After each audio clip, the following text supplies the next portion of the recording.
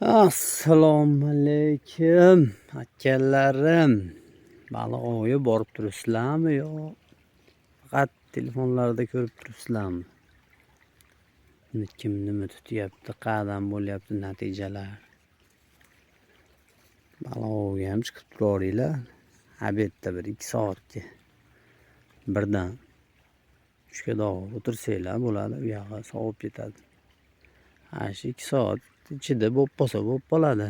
24 soat o'tirish shart emas akalarim. O'zinglar bilasizlar. Men ham mana hozir 2 soat o'tiraman, bo'lsa bo'ldi, bo'lmasa chiqib ketaman.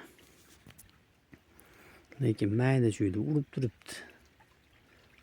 Mana yana urdi. Kattalari endi shu bo'yi yozda chiqadi shekilli. Ammo bu yerdan raza oldim. Kattalarini oldimda. Eng kattasi 3 kiloligini oldim.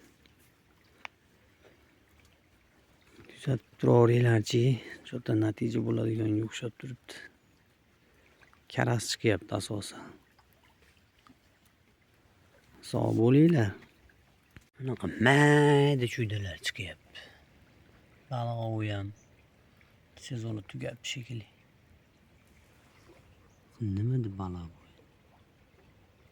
Nima baliqsan ayt o'zing. Hozir qorin sopdimi? Ammo o'rtalar chigitga olib kelsanglar, qora chigitga. Usachi maringa yomon uryapti. Men ololmadim-u, lekin yeb ketdi.